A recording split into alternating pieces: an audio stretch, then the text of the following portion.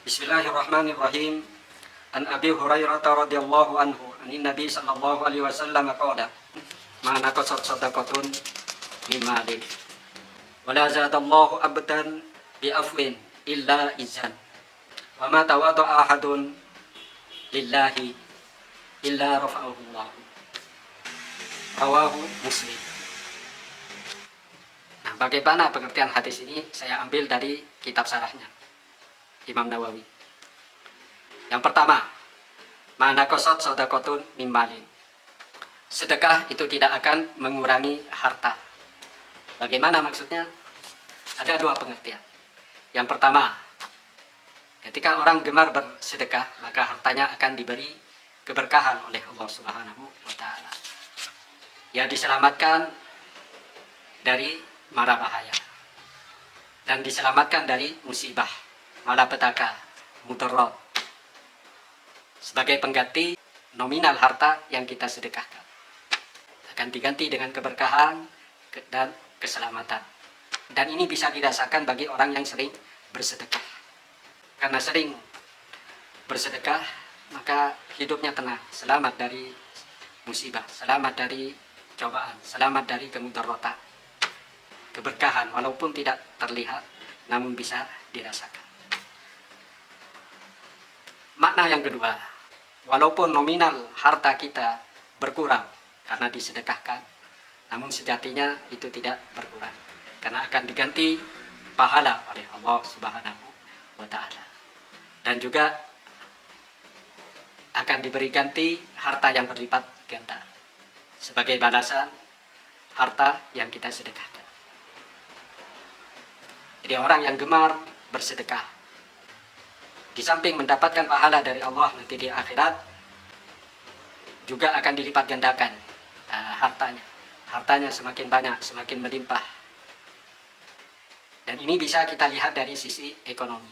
Bagaimana ketika kita punya toko, punya bisnis, punya warung. Ini di hari besar atau di akhir tahun, biasanya ngasih hadiah ke pelanggan, ngasih undian. Ini sebagai pengamalan dari hadis ini, bersedekah, sehingga pelanggan kita ini tidak lari ke toko-toko yang lain, malah banyak pelanggan-pelanggan yang baru. Sebaliknya, kalau kita punya toko namun kita pelit, tidak pernah ngasih hadiah ke pelanggan kita, tidak pernah ngasih undian, berhadiah, dia akan dijauhi. Bahkan pelanggan kita akan lari ke toko-toko yang lain. Sebagaimana di sebuah hadis dijelaskan, orang yang pelit itu jauh dari Allah, jauh dari manusia, dan dekat kepada api neraka. Wa ma ja'alallahu abdan bi'afwin illa izan. Orang yang memaafkan kesalahan orang lain, ini tidak akan ditambah apa-apa oleh Allah Subhanahu wa Ta'ala kecuali kemuliaan. Bagaimana pengertiannya? Mempunyai dua arti.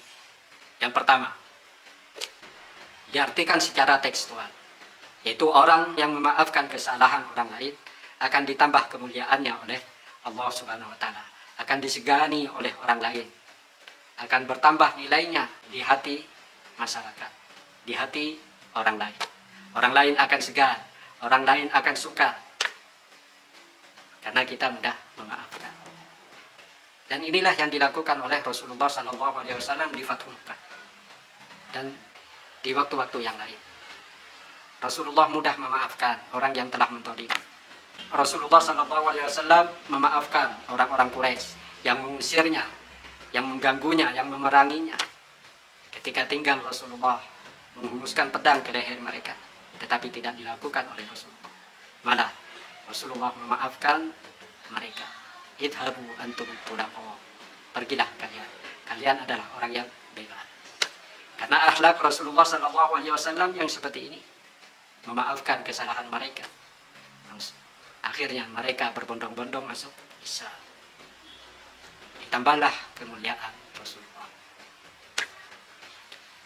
Arti yang kedua, orang yang suka memaafkan, yang mudah memaafkan, akan diberi posisi yang mulia di hadapan Allah Subhanahu wa Ta'ala kelak di hari kemudian. Walaupun kita di dunia memaafkan kesalahan orang lain, mudah memaafkan, tetapi malah kita tambah direndahkan oleh mereka. Namun nanti di kemudian hari kita mendapatkan posisi yang mulia di sisi Allah Subhanahu wa taala. Wa tawadha'a ahadun lillahi illa rafa'ahu Allah. Dan tidaklah seseorang yang merendahkan hatinya, rendah hati, tawadhu karena Allah Subhanahu wa taala, kecuali Allah angkat derajatnya. Bagaimana pengertiannya? Ada dua pengertian. Yang pertama, orang yang rendah hati, orang yang tawadhu, ini akan diangkat derajatnya oleh Allah Subhanahu wa taala di dunia. Coba kita lihat orang yang rendah hati, yang tawadhu, ini malah disegani oleh orang lain. Ini masih di dunia, belum di akhirat. Arti yang kedua, akan diangkat derajatnya, ini mempunyai arti orang yang tawadhu akan diangkat derajatnya oleh Allah Subhanahu wa taala nanti di hari akhirat, mendapatkan posisi yang tinggi di sisi Allah Subhanahu wa taala. Para ulama mengatakan bahwa orang yang gemar bersedekah, orang yang memaafkan kesalahan orang lain, mudah memaafkan kesalahan orang lain, orang yang tawadhu, ini pahalanya didapat di dunia dan akhirat. Dan bukan hanya dari sisi agama, tetapi dari sisi adat istiadat, ini akan tetap mendapatkan posisi yang layak di hadapan manusia. Orang yang gemar bersedekah, orang yang mudah memaafkan kesalahan orang lain, orang yang tawadhu, rendah hati, ini akan diangkat derajatnya oleh manusia, akan disegani, bertambah di bawahnya, bukan malah berkurang.